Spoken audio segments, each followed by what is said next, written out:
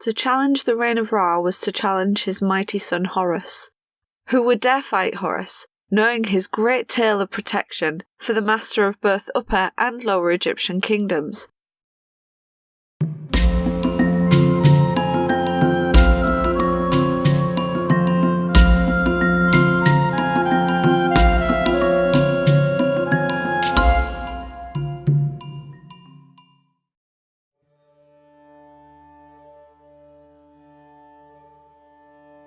Today we're going to be going over the symbolism of the disc with wings image that is seen throughout the sanctuaries and shrines of Egypt.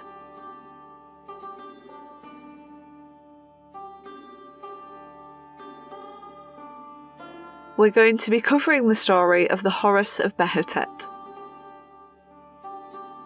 Early Egyptian mythology can get a little confusing at times because of how disjointed Egypt seemed to be. Stories evolved, they changed, and they merged with other stories. The later depictions of the gods could switch roles even within single tales, and you'll actually see that happen in the story we're covering in this episode. As with many Egyptian deities, there were a lot of versions of Horus. These versions evolved and migrated to different places over time, but they can be distinctly broken up. Let's start off with a few examples. Horimakhet, or Horus on the horizon, represented the rising sun. The Sphinx at Giza is a good example of this version of Horus. There's also Hippocrates, or the infant Horus, seen as a stunted baby that suckles Isis. The infant Horus is affiliated with the newborn sun. Then there's Horus, or Horus the Elder, who was the husband of Hathor and patron saint of Upper Egypt. Horus was the deity of light. Today, we'll be covering a sort of, maybe version of Horus the Elder called the Horus of Behdet, or Horus Behdety. This depiction spawned from the region of Behdet, and more specifically, the city of Edfu. He is sometimes called the Horus of Edfu because of this. Let's begin. A king has invaded and conquered Egypt. This king has travelled from the south and completed a conquest of every part of it. Ra is the earthly king of both Upper and Lower Egypt, and this conquest is an insult to him. He is currently in Nubia, accompanied by his son Horus and others. Horus tells his father he has received troubling news. Ra's enemies are plotting his downfall. Ra and Horus travel up the Nile from Nubia towards Edfu in Behdet. When they arrive, Ra orders Horus to slay all of his enemies there, and Horus obeys. He becomes a great winged sun disk and flies up into the air to chase down all of Ra's nearby enemies.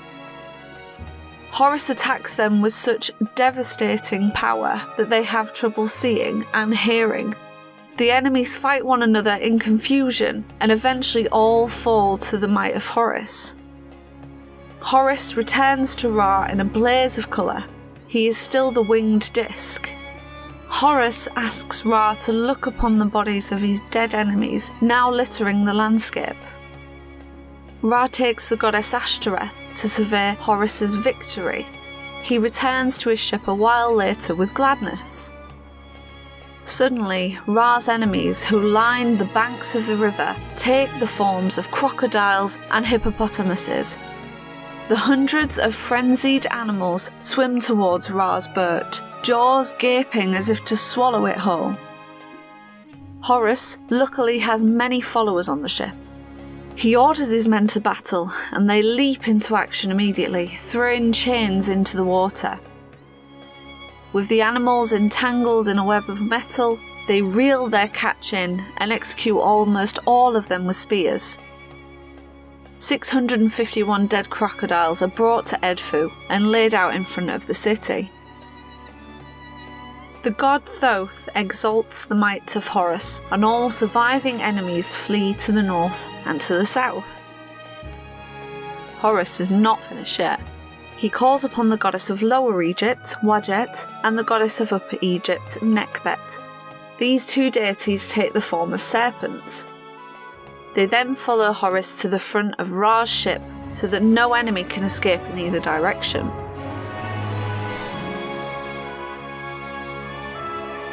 Horus orders the boat to travel south and retakes his winged disc form.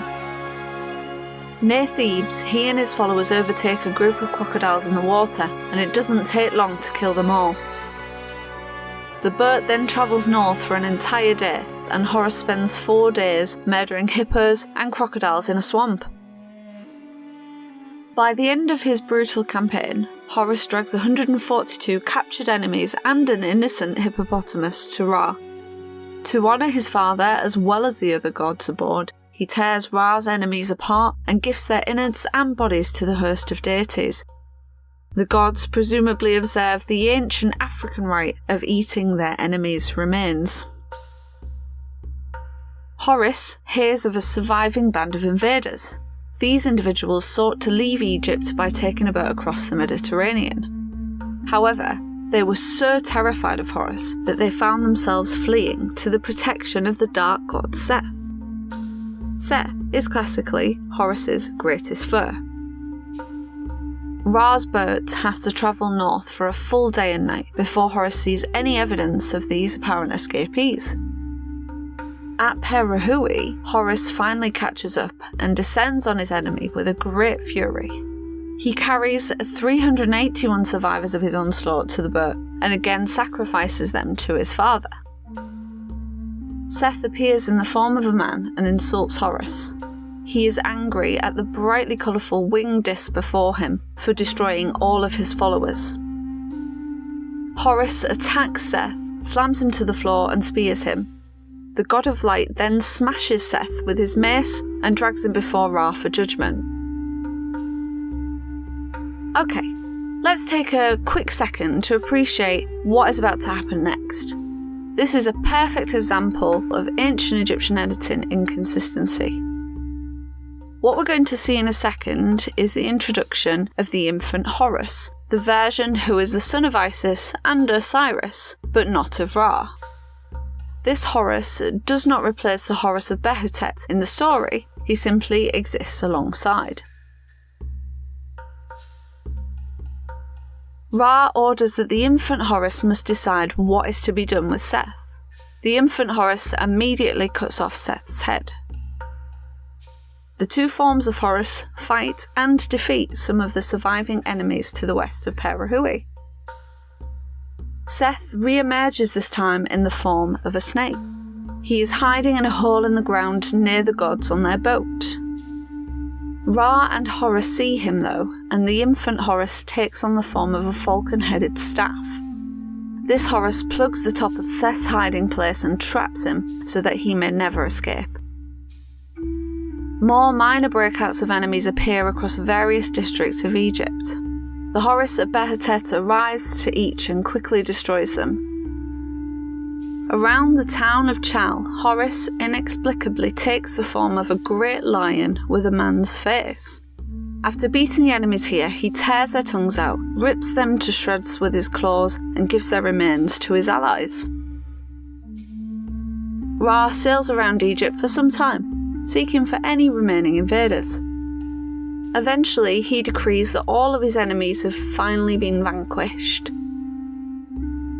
Shortly, Horus discovers that there is a band of enemies situated in Edfu, and they are cursing his name, just as Ra was cursed by his own enemies. Horus travels to Edfu and takes his grand dislike form. He's ready to destroy all of them, but this time his enemies are so terrified of Horus that they simply subjugate themselves to the earth, dying purely out of fear. Ra is impressed by Horus's power and the victory Horus has achieved. Ra orders Thoth to place the symbol of the winged disc in every temple in which he is worshipped. Ra states that this image of his son will be used to protect his temples from enemies seeking to bring them harm and ward off any evil seeking to enter them. In today's world, we find the symbol of the winged disc throughout ancient sanctuaries and shrines across all of Egypt. watching, protecting, and ready to pounce on the enemies of Ra. That's it. Thank you very much for watching. Thanks for supporting us here at Aspect History. If you like Egyptian mythology, why not check out our video on the Egyptian creation myth? I've been Stakona, and I'll see you in the next episode. Toodles!